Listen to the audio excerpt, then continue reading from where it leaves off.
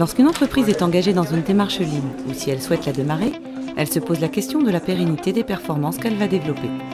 Elle peut commencer par redynamiser le Lean Manufacturing déjà mis en place, en utilisant par exemple l'outil de diagnostic développé par le laboratoire SIM et qui permet d'établir un profil Lean.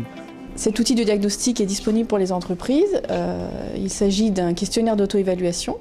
Sur la base des réponses des entreprises à ce questionnaire d'évaluation, nous avons pu analyser et mettre en avant un certain nombre d'éléments, notamment le fait que l'engagement de la direction semble être un prérequis au déploiement du Lean Manufacturing. Nous avons également pu mettre en avant l'implication du personnel, la motivation du personnel, ce qui nous a permis de rebondir vers le Lean Management comme une innovation organisationnelle et donc de mettre en place des travaux de recherche avec nos collègues du laboratoire IREJ. Ces efforts convergents des industriels et des scientifiques ont abouti à l'élaboration d'un ensemble de méthodes destinées à être diffusées aux entreprises. Ces outils vont leur permettre d'aller plus loin que le simple Lean Manufacturing et de développer un véritable Lean Management.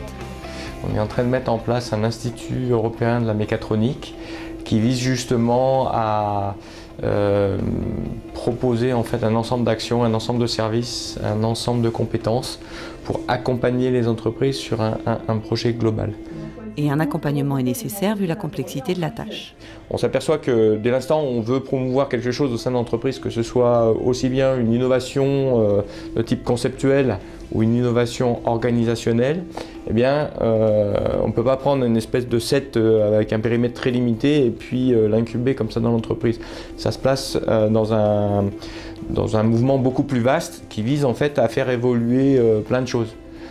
L'idée qu'on peut prendre, c'est comme un sportif. On ne peut pas se mettre du jour au lendemain à se dire voilà, je vais être un champion de tennis. Il y a tout un reconditionnement qu'il faut faire pour arriver effectivement à passer d'un stade à un autre. Et on voit que le paramètre humain notamment est bien à prendre en compte puisque ce qu'on a vu ce matin, c'est que c'est quand même l'objet des conversations et des questions, je dirais à 80%. La mise en place du Lean nécessite donc une réflexion de fond, un accompagnement et du temps.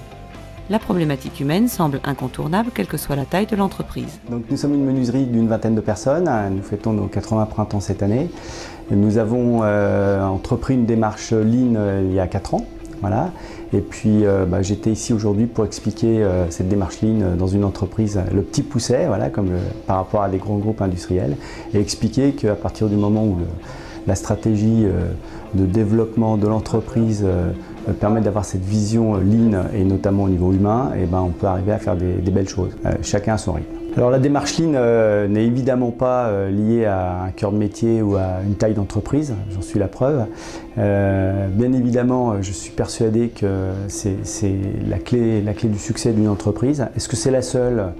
Certainement pas, mais pour moi ça fait partie, à partir du moment où ça intègre les hommes, ça fait partie de la clé du succès de l'entreprise. Et je ne vois pas comment on sort l'entreprise de l'ornière dans laquelle elle peut être, où on la développe, si on ne travaille pas avec les hommes et on ne les fait pas grandir. NTN SNR est une entreprise à rayonnement international qui est passée du Lean Manufacturing au Lean Management.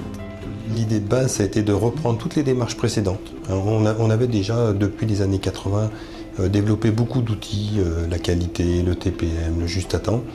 Ce qu'on souhaitait, c'est réunifier tout ça et puis redonner une dynamique. Il y a 2 aspects. Il y a un aspect outil qui est, on le dit toujours, c'est relativement facile, il suffit de se former.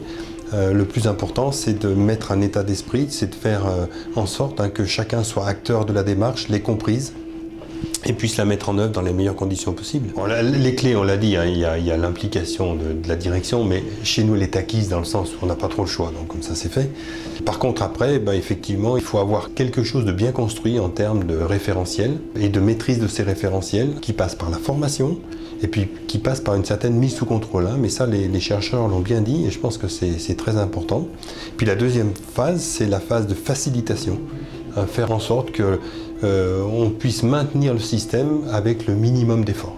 Puisqu'on a toujours de nouveaux problèmes qui se posent et si on empile trop de contraintes, on finit par abandonner parce qu'on n'a plus l'énergie suffisante pour pouvoir tout faire. Le travail collaboratif entre chercheurs et entreprises permet donc de faire du Lean Management un outil innovant qui répond aux besoins des entreprises de pérenniser leurs performances.